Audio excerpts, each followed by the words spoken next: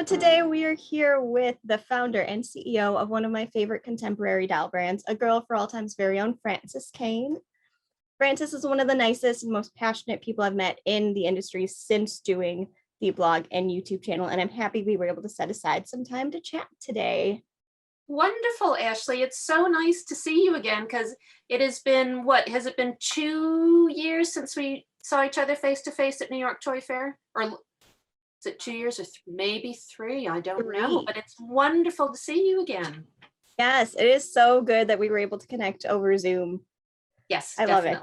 Yeah, definitely. There are, one or two silver linings, I suppose, in what's been happening in the past 12 months. And this is definitely one of them. So it's great to see you again. Yeah. So today we're just going to talk a bit about like the history of A Girl for All Time and where it's going, and some of the new things you've introduced since you've started the line way back in 2012 with Matilda. Yes, 2012. Yeah, that's right. Yeah. Yeah. So we'll start off with just a very basic open-ended question. What inspired you to start A Girl for All Time? Yeah, you know what, Ashley, that's a great question. And I think one that is really relevant for a lot of people who perhaps have children within their care. And for me, it was really because my kids, when they were little, because now they're big and they're taller than me and they're 22 and 19, but when they were smaller, I couldn't help but notice that there was a real discrepancy between what boys were getting for toys and what was aimed at girls for toys. Boys were getting all of these amazing, I remember my son at 5 years old, I would go into one of our favorite toy shops and there would be this amazing modeling sketch pad based on the drawings of Leonardo da Vinci.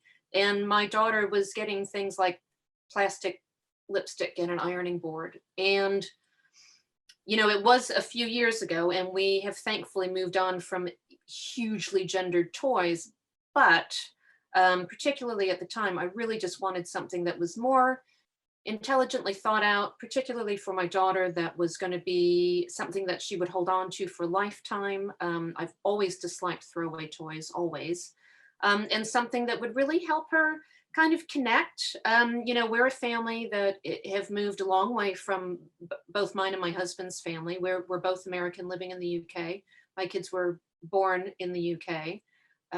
They are British. And it was just a way also for them to reconnect with their families because as you know, but maybe some of your viewers don't, the ethos behind the historical range of dolls is actually that they are a family tree of characters whose adventures we follow through 500 years of mystery and intrigue. And that kind of way of grounding children, I think for me was really important. And I didn't see another product on the market that was doing anything like that. I love how you described like the line. And it seems like you may have had a history in toys, but did you have a history in toy making prior to starting this line? Because you're very educated on the process at this point. But what did you know in the beginning? Was it new to you? And what was that like learning curve like? Yeah, so absolutely zero experience in the toy industry. So I think if you had a big blank slate, that would have been my knowledge that would have fit on there. Knew absolutely nothing. I did my career before toys was event management. And I think what helped me with event management is that you're always taking kind of 800 different things that can happen.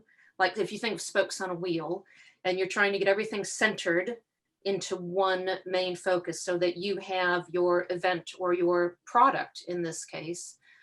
So I'm quite good at that kind of linear thinking, which was really, really helpful when trying to figure out how to manufacture. I was really lucky in that I had a good friend, still have a good friend, whose father was very, very involved in toys. That was his industry. And he literally put me in touch with one person who has ended up being the mentor and agent that I've worked with ever since. And it was just such a steep learning curve, Ashley. I mean, I didn't know about manufacturing. I didn't know about production sampling. I didn't know about building a website. I didn't know about social media. I didn't know about SEO. There's so many things to get from the gorgeous products that I can see on the back of your shelf, to get from something that is a finished product, have that manufactured from concept, it's a huge undertaking. So it has been quite a few little blips along the road. I'm not gonna lie, but you know what's the saying? It's only a mistake if you never learn from it. So in that respect, I've made very few mistakes because I always learn from it. And I hope that that has come through in the end product, because it's a good product. We have a lot of people who are passionate about it. You know, not only collectors, but also parents and grandparents buying for children. So yeah, it's been a long process, and you know, every time we do something new, I learn. I'm like, oh, I didn't know that. So it's always a new learning curve. Oh wow, yeah, I love it. And I cannot, I mean, from like the consumer's end, like it looks like you have everything under control. So You know what is it like? It's like ducks paddling, isn't it? And on the surface, they look so serene and they're just going around, but underneath, it's whoo. right. So for people who may not know this brand, can you give us a brief rundown of the range so far? Some of the dolls in it, like who the characters are, that sort of thing. Sure. So, as you know, because you and I have been talking to each other for years now, there's two ranges. So we have a historical range, and we have a contemporary modern range. The modern range really came about because I wanted to provide toys that were much more reflective of children's world today, and how they see themselves and how they see the world around them. So our contemporary range is growing. We've got 4 characters right now, and 3/4 of them, I'm very proud to say, they are ethnic backgrounds. So we have everything going from Brown, which is we have a mixed race Indian British doll named Nisha. We have Bex, who's Afro-Caribbean. We have Max, who's South American. And then we have Maya, who is Caucasian British. The historical line was, as I mentioned before, really brought about by a passion of and around family stories and family history. So we created a family tree of characters, starting from the times of Henry VIII and the Tudor court, going all the way to contemporary times. And the eras that we chose are really based around a lot of the key stages in history that children are taught here in the UK. So we've got Tudor, Georgian, Elizabethan, and this is not in order, Victorian, World War II, and 1960s.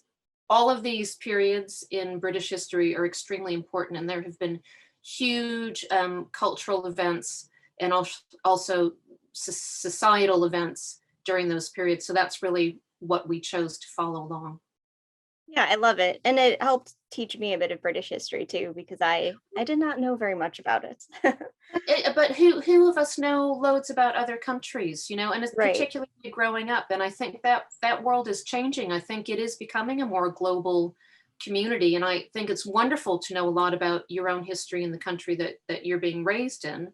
But why not, you know, why not open up our eyes, and why not look and see what else is going on globally? Because I think as we've tried to portray with our contemporary line and with diversity and different ethnic backgrounds, I think culturally, looking at different histories of different countries, it's all about understanding each other, isn't it? And I know that it's easy to say, oh, but it's just a doll line, and it is a doll line. But I think the concept behind it is that we're trying to get people to look at each other and realize that actually, you know, we're all part of the same family. We are. I mean, even with, I believe it's Lydia who lives in the colonies. There's so many of us here, like stateside, we have relatives. If you go down your family tree, you'll find a relative that lived in the colonies. So even that just connects it. You know, it's not just, you know, the British history end of it that does come here at one point. So, Exactly. And of course, American history. I mean, how many of us have roots from how many different countries? right. Myself included, everybody, nearly everybody. There's probably not many families that can say that they've been indigenous to any country for any length of time. Right.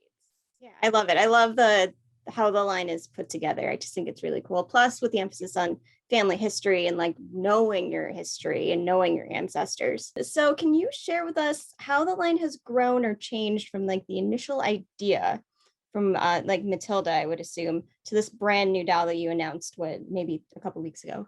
Yeah. So I think you're talking probably about Helena, your Regency girl. That's been really exciting.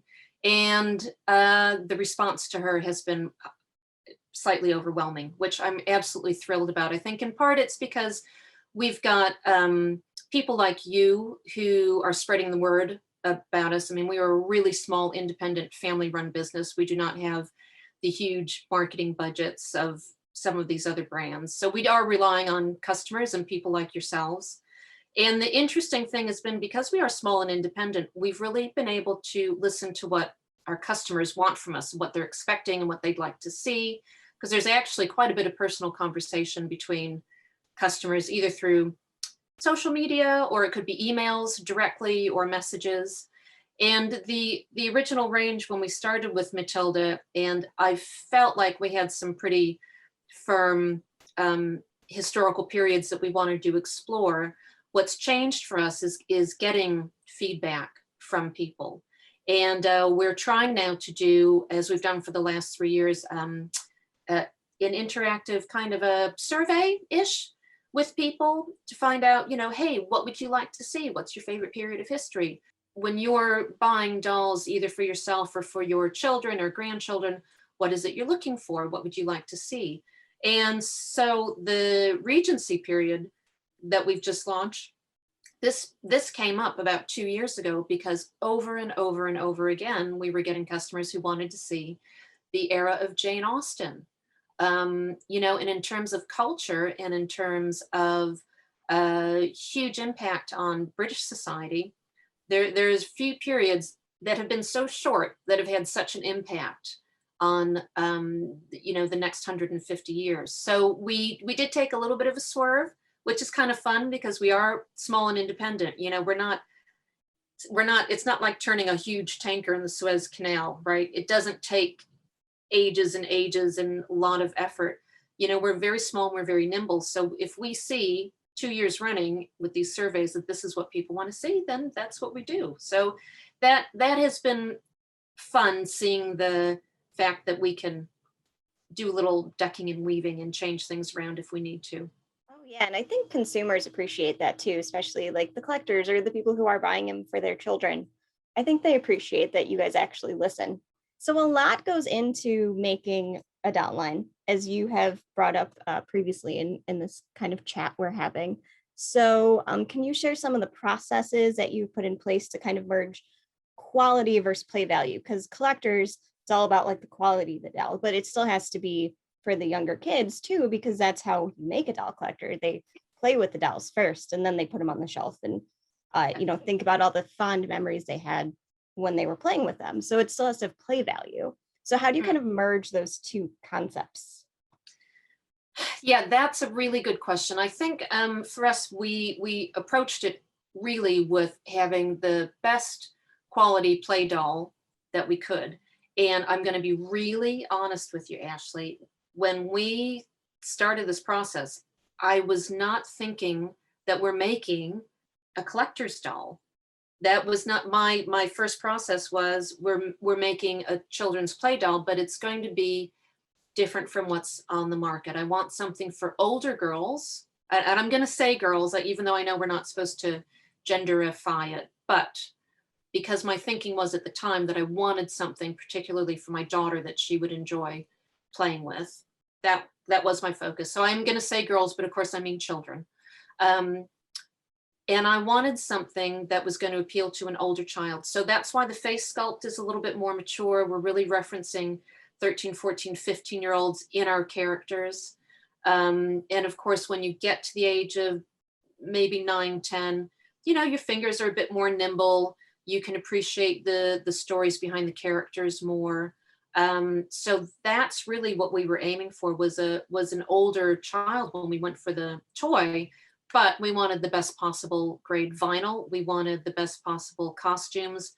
We wanted the nicest packaging, and we wanted a depth to the character. What I didn't see happening was how the collector community would just absolutely embrace us. And that was a revelation. And the enjoyment that I've had getting to know people on our UK based fan club, and I'm getting to know some of the people in the French fan club that we've got now as well.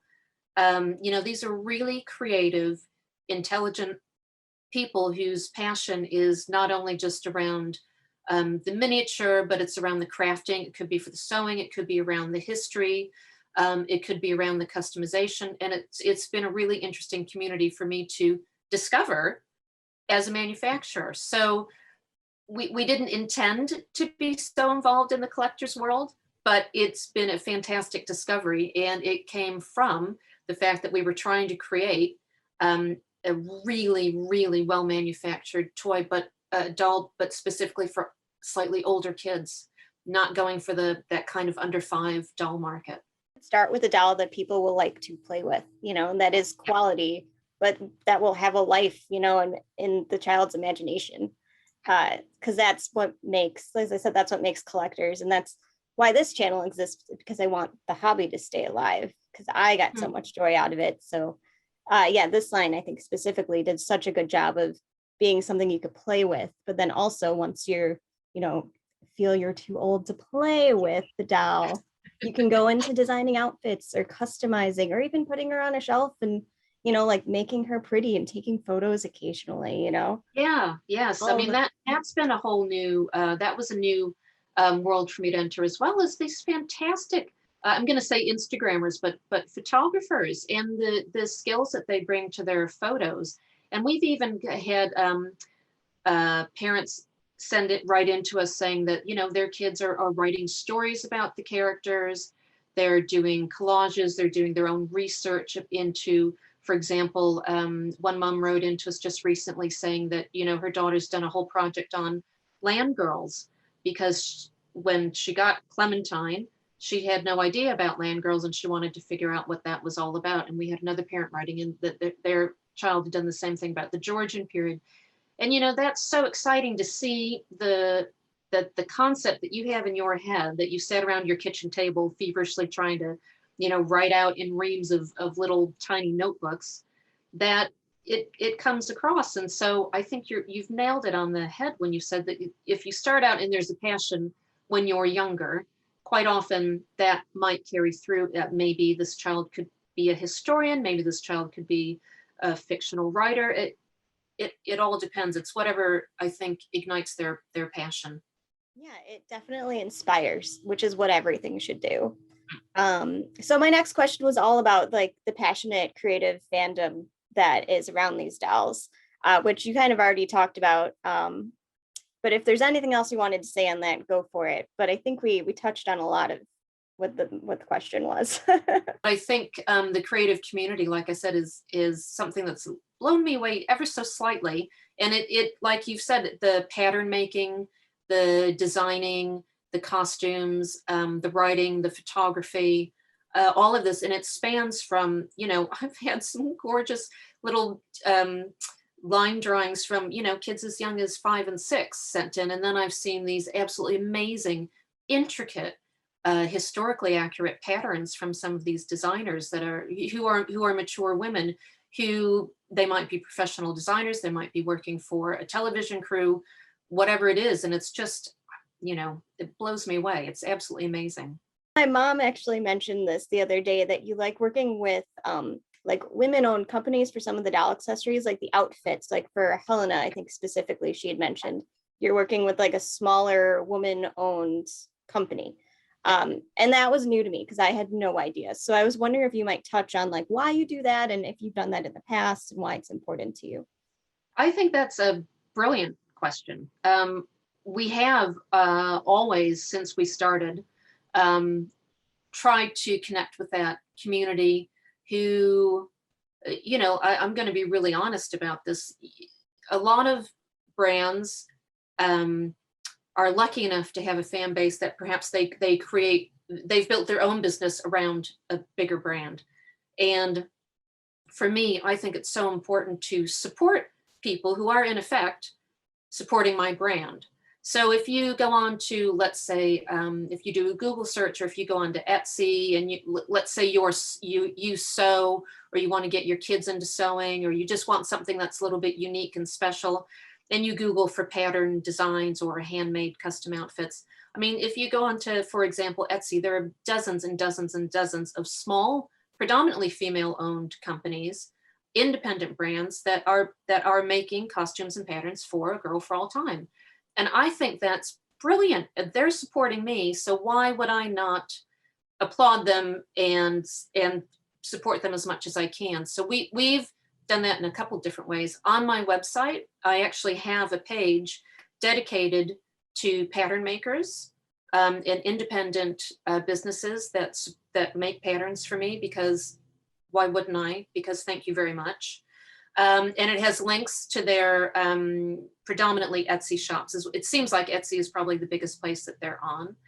And even back when I was working on, and this must have been 8-9 years ago, when I was working on Lydia, we worked with a brilliant woman in the northern part of the USA called Thimbles and Acorns. And she did all the prototyping for us. And she really helped me wrap my head around what the Georgian period would look like in miniature.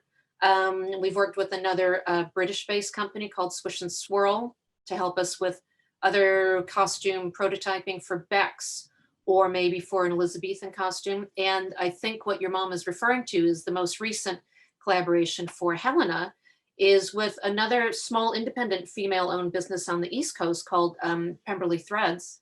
And it's just been so amazing to work with these mostly young women, and they are out there, they're raising their own families, or they've got another day job, or they've also built their businesses from absolutely nothing. And to be able to do these collaborations, I think, is so important to support other female independent businesses, because for me, I feel the way forward in this world is that we work together and that we support each other. And I personally don't feel that there's any conflict at all in working with other independent businesses. I know some bigger brands don't feel that way, and that's their business model, and that's absolutely fine. For me, why wouldn't I try to support them and get these fantastic creative ideas? And at the same time, then I can give them, hopefully amplify their businesses with my website and with my voice. Oh, right. Yeah, that's another reason to love the brand. Like, I love it. I didn't even know that layer of it until Well, now. Thank your mom for listening to all of my videos and to all of my blogs. Yeah, I will.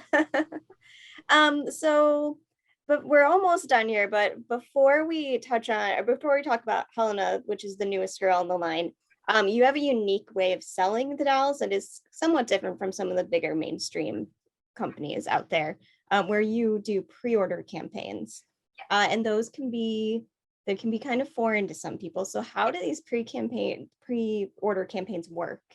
And like, why did you choose to go that route? So what happens with pre-orders is you are ordering in advance before we even manufacture goods. And I've actually done a little chart for you here. You can see that when you pre-order, there are two things that you as a customer don't pay for. You don't pay for storage of the items, and you don't pay for marketing. And that's because we as a brand already know that those goods are going to be going out as soon as they hit the warehouse. The other thing that I love about pre-orders is that it's more environmental. We don't use up a huge carbon footprint by having products sitting in a warehouse for 6 months, 8 months, even 12 months. And goodness forbid, if those products are sitting there for a long time, what a lot of companies end up doing is sending them to landfill. So I like the positive environmental impact of pre-orders as well. And finally, what pre-orders do is they allow us as a brand to really judge and see what's popular with our customer base. So we don't end up manufacturing things that are just going to be sitting around and that people don't want. We know that if a pre-sale is successful, then it's going to be a really popular product. So finally, you just released the new Regency girl, Helena, who is gorgeous. And I think she's probably the prettiest of all the dolls that have been released so far. And up until now, Eleanor was like on the top. Who was your favorite? But now I think Helena might have beaten Eleanor, but she looks so pretty. So can you tell us, you kind of told us about why, what you were inspired by to create her, but can you tell us a little bit more about Helena? The idea behind the character of Helena is, we were really inspired by a lot of the Jane Austen era, which was time and again what customers were asking for. So part of when we develop a character, when she's still only a two-dimensional drawing or a mind map on paper, is we really try to figure out what her personality is like. And Helena, because she is part of the tone, because she is part of upper middle British class society, a lot of her life is centered around parties and social advancement, whether for herself or for her family, because at the time it was still very much women married to improve the status of the family. So they started at a very young age, learning how to dance, learning how to play the piano, learning how to manage a household, but not necessarily being educated. So Helena is in this situation where, her family is keen for her to do well by the family. And so even at the age of 13, she's getting fitted for dresses and she's learning all this stuff that for her is extremely boring, when all she really wants to be doing is she wants to be running wild with her cousins out in the countryside. And of course, like the rest of the characters, on her 13th birthday, this mysterious trunk turns up that has been bequeathed down the generations by Matilda. And all she wants to do that summer is she just wants to figure out what mystery is involved with that trunk. And she just wants to have nothing to do with society and with parties and with everything else. I think like most 13-year-olds would be doing, but of course at that time, they were already very much focused on adulthood and adult life. That was the list of my questions that I had for you. This has been really great, and I hope everyone watching has enjoyed it. So is there anything you would like to say, Frances, that you didn't get to say here? Anything you'd like to say to the people who are watching? This is your time. This is my time. Well, I think really for us, we're a really small team here that works at A Girl for All Time, but we really enjoy what it is we're doing. And I think my favorite part really is getting to know the people who are interested in the product, or even just interested in history, or who have stories that they like to share. And for us, it really is about creating the best product that we can, that hopefully kind of communicates what it is we're passionate about, which is providing something that is going to be loved, something that is going to be in a child's life for a long time, something that will inspire. Whatever it is, the passions that your child has, hopefully we can find some way to help bring it out. And we just, love hearing from everybody. So, I would encourage you, follow us on socials and your channel on YouTube and our channel on YouTube, and just learn what it is we're all about, and let us know what you'd like to see from us. This has been a really fun talk. I'm so glad we did this. Yeah, this is amazing. So we'll have to do it again soon. And I want to be kept up to date with how you are doing and your exciting year that you have ahead of you. Oh yeah, thank you. If you guys have any questions for Frances, maybe we can leave them down in the comments, and I can always try to follow up and grab an answer. But yeah, I think if you guys could leave some love in the comment area for this video, I would appreciate it. As would Frances. If you have never heard of A Girl for All Time, check their website. They have a bunch of gorgeous dolls. And you can also check both of our channels, because I've reviewed some, my mom has reviewed some, and of course Frances talks about a lot of unique things on the channel, like changes to boxes and why it's important, and things that I would never even think to ask. So thank you for watching. We appreciate all the love. Give this a like, leave a comment, and we will talk to you soon. Bye. Thank you. Bye.